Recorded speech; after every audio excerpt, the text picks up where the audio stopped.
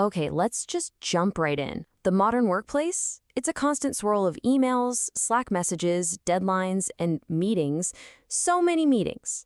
It can feel like, just managed chaos. But what if you could slice right through all that noise? What if you could communicate with real, actual confidence?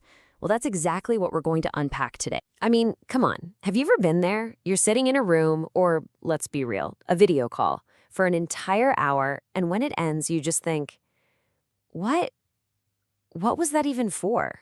You are so not alone. It's maybe one of the most universal feelings in the working world. And this image, it just captures it perfectly, right?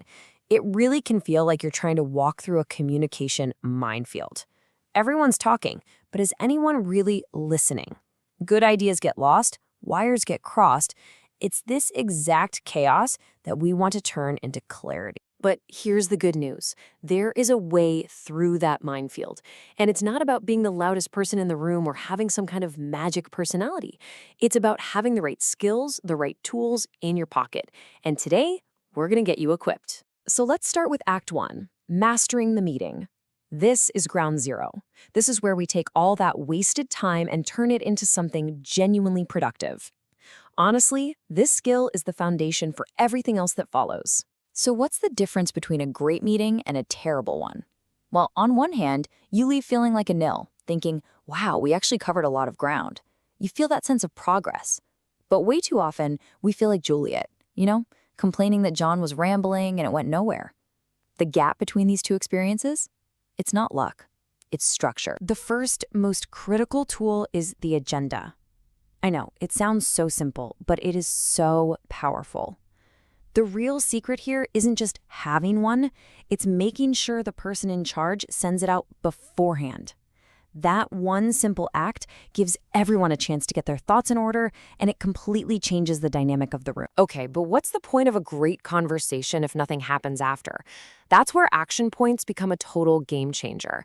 These are specific tasks assigned to specific people. When you write them down, you create accountability, you ensure there's a follow-up. This is how meetings stop being talk fests and start creating real momentum. And to help you actually navigate these conversations, here's a little toolkit, some phrases you can just grab and use. Whether you want to say, absolutely, or you need to disagree politely by saying, that's not really how I see it. Having these ready keeps things constructive, not combative. It's all about being effective. All right, this brings us right into our second act, presenting with impact. See how these skills are building on each other?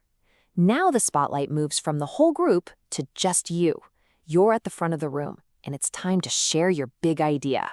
A fantastic presentation doesn't magically happen the moment you start speaking. It all starts with preparation, and the formula here is simple, but every single step is non-negotiable. Know your audience, know your room, plan your story, and rehearse. I'm telling you, if you skip one of these, you're setting yourself up to fail. Preparation is everything. And when you're actually up there, the advice on delivery is pure gold. Your goal is to connect, not just to broadcast information. So you absolutely want to make eye contact, use natural gestures, and respect people's time. On the flip side, you gotta avoid the things that create a barrier, like reading from a script, like a robot, or having some distracting nervous tic. It's all about being present. And hey, just like with meetings, having a few key phrases in your back pocket can make all the difference. A clear opening to state your purpose, a smooth transition to guide your audience, a graceful way to handle questions, and a strong, simple summary to finish. This structure gives both you and your audience confidence. Okay, time for our final act. This is where we combine everything we've learned, our meeting skills, our presentation skills, for the biggest challenge of all, the art of the deal. This is about reaching an agreement. So what is negotiation, really? Well, at its heart, it's a conversation designed to find an agreement that benefits everybody. This is so important. The goal is not for one person to win and the other to lose. The ideal outcome is that both sides can walk away feeling like, yeah, I got something good out of that. Now, what's really interesting is how power dynamics play into this.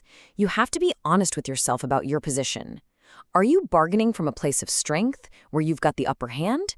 Or are you maybe coming from a position of weakness, where your options are a bit more limited?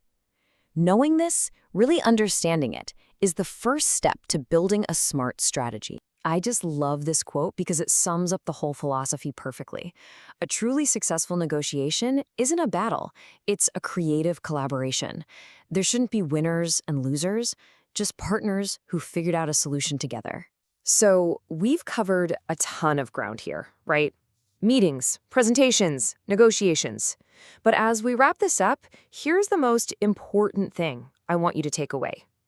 Don't box these in as just business skills that you only use from 9 to 5. They're not. They are powerful life skills. These are the fundamental tools of clear, effective, and empathetic human communication.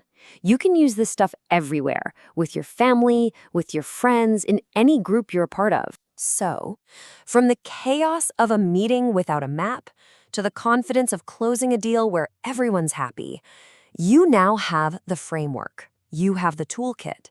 You really do have what it takes to handle these moments with grace and skill. And that brings us to the final and maybe the most crucial question of all. Because knowing all this is one thing, but actually doing it is where the magic happens. So looking back at everything we've talked about, what's the one skill, the one phrase, the one little idea you're going to consciously try to put into practice this week? Pick just one and start your journey.